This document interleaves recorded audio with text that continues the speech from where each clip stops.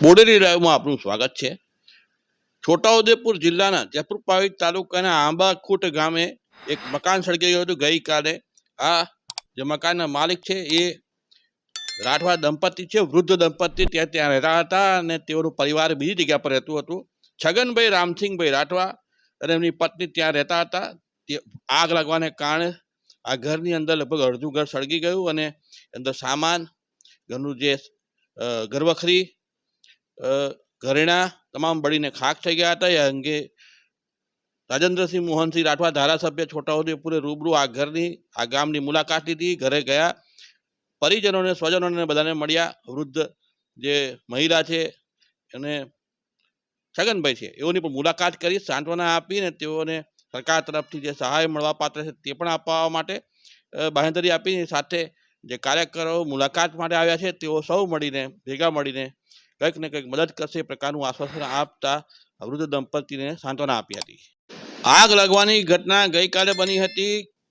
આગ દુર્ઘટના સમયે કોઈ પણ જે લાઇવ બંબો છે કે આગ ઓલવવાના તાત્કાલિક સાધનો ત્યાં સ્થળ પર મળતા નથી, જેને લીધે ગ્રામીણ વિસ્તારમાં અંતરિયાળ જગ્યાઓ પર આગ દુર્ઘટના સમયે એ પરિવારને, એ ઘર માલિકને આગ દુર્ઘટનામાં પોતાની જે મિલકત છે એ સળગતી જોઈ રહી પડે છે। એવી જ ઘટના છગનભાઈના મકાન સળગ્યું ત્યારે પણ બની હતી અને હેન્ડપંપ પરથી પાણી ભરી અને આ આગ ઓલવવાના પ્રયાસો પરિજનો અને સ્વજનો, ઘરના ગામજનોએ કરતા હતા તેવા પણ દ્રશ્યો સામે આવ્યા હતા।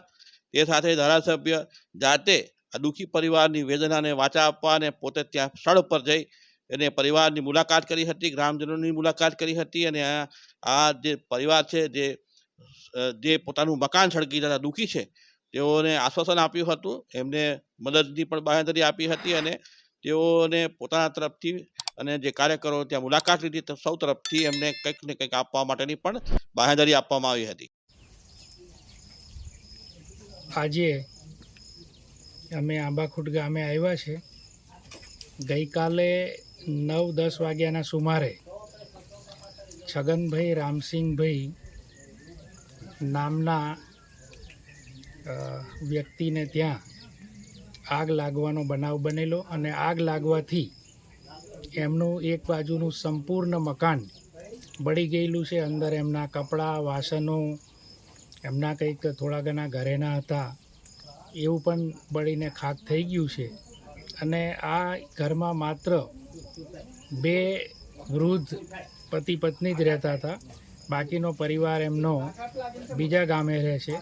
એટલે આજે અમે અહીંના સરપંચશ્રી, અમારા પાર્ટીના મહામંત્રી ભાઈ પ્રવીણભાઈ, આ બધાએ એની મુલાકાત લીધી છે અને સરકારશ્રી તરફથી જે કંઈ એમને સહાય મળે તેના માટે પ્રયત્ન કરીશું અને અમે બધા આગેવાનો આવ્યા છે એ આગેવાનો તરફથી પણ એમને સ્વેચ્છાએ કંઈક મદદ કરવાનું અમે નક્કી કરેલું છે।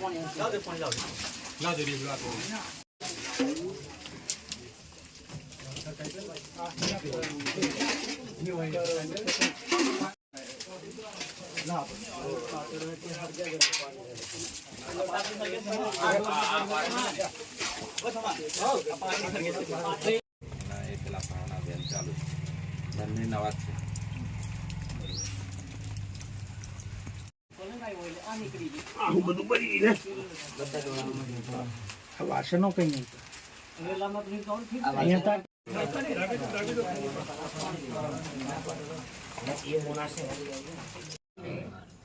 મેં તમુન ઓળખી કાઢ્યા, તમે મને બોલવાય વાય લે આ તો મેં જોયું વિડીયોમાં ગોધરામાંથી મોટરસાયકલ બહુ સારું કર્યું।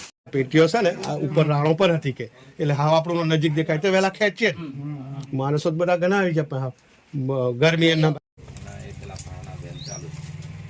નવા છે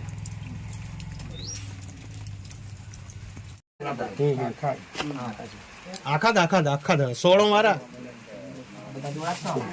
એ ડોળા તાત્કાલિક